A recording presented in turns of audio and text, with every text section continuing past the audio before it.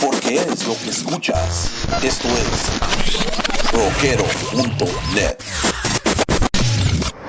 Hello everybody, we're right here in a very exclusive moment where out of the blue we have a beautiful interview with a gentleman, with a legend, with an icon, a very hardworking musician. Let me present to you Mr. Mike Score, the lead singer, the founder of Flock of Seagulls. How are you, Mike? I'm doing very well. How are you? I'm just excited. I'm glad we had a chance to touch a little base because it's been a while since we talked with you. And can you tell us right now what's happening with the Flock of Seagulls? Where you guys at? What tour?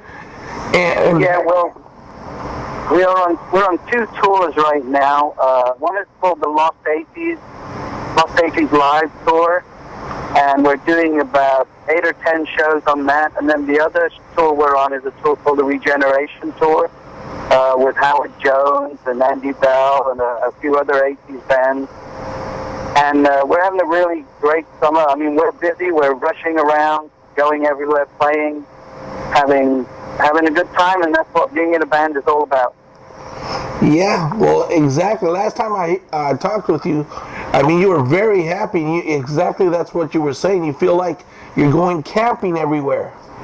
Yeah, well, it is. It's kind of like we go camping, except instead of going to bed at night, we go and play a big gig and party out.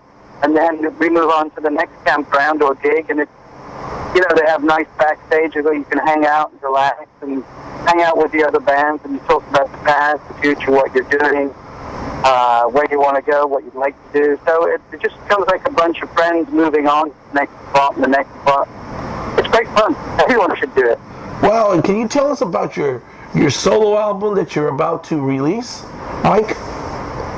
Yeah, I guess it's about 2 years ago now. I woke up one morning and I decided I'd record this old song called All I Want to Do.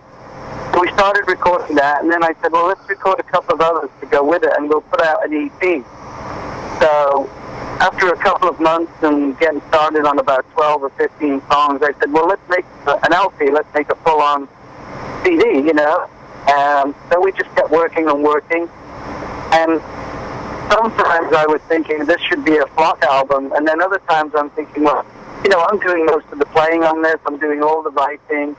I always wanted to put a solo album out, so let this be my solo album.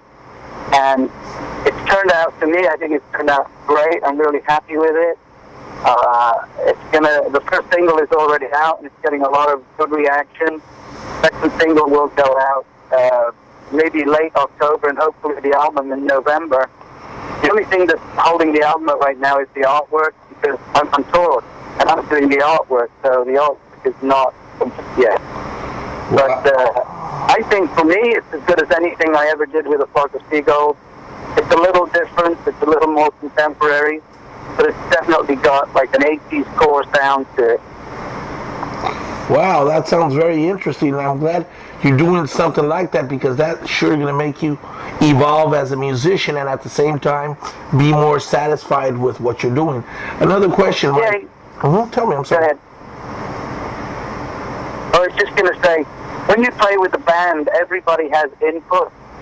So when you write a song and you give it to a band, it may turn out great, but it probably doesn't turn out exactly the way you envisioned it. But when you do a solo and you have complete control, then things turn out to be more like you intended in the first place. Wow.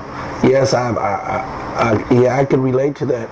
And are you planning to do any remixes with your solos, or any remixes with Flock of Seagulls? Because you have some very, very good dance tunes. And last time I interviewed, I said, you know what, I should have asked that to Mike.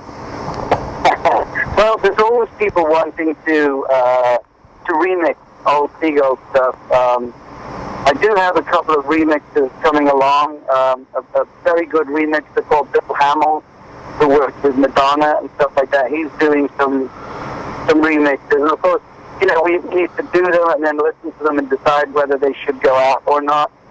And the problem on my new stuff is I would love to do remixes of people's tracks, but as you know, everything that we had, the whole band equipment, van and everything was stolen about 2 weeks ago. And inside that van were all my disc drives with all my tracks on and everything. So remixing the solo stuff will not really be remixing, it will be re-recording and then remixing. So things could turn quite different, with re-recording. Other ideas will come flying in.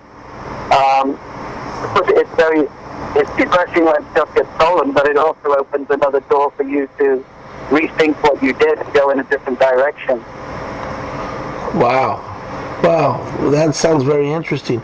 Another thing I wanted to touch base with you too, Mike, is that we've been getting a lot of people from Mexico have been calling us and saying, hey, why don't you guys put a tour or do something in Mexico? Because there's a lot of people who listen to the Flock of Seagulls and other 80s band, and it's like promoters have not really looked into that. Is there any way, any possibility that Flock of Seagulls could do a tour with other bands like the Lost 80 Things, but in a country like Mexico? Well, yeah, I mean, there is actually a huge show we're playing in Mexico City on September the 3rd, which is part of the Regeneration Tour, and that is with Howard Jones and Andy Bell and I think Emotion and a few other 80s bands, and we're on that show. That should be a really big show. And, we played in Mexico a few times and gone down to South America, and we love it. And the problem doesn't lie with the band. The problem basically lies with promoters being in touch with our agents and setting something up. Because we're a band, we like to play, so really we'll go anywhere and play as long as it makes sense to our careers. And it's not like we're going to walk over, if you know what I'm saying. It's not too hard to get there. We will get there and we will play. Beautiful. Well, I'm very glad to hear that, and I'm very glad that there's something happening in Mexico City on September 3rd, because we have had that conversation, and I mean, people have called me personally and telling me, but says, you know what, just you guys put an offer or something, and I'm sure something could happen. But I really applaud your effort of doing what you're doing after 30 years of touring and after 30 years of having fun, and at the same time just being a kid in a cool, different way.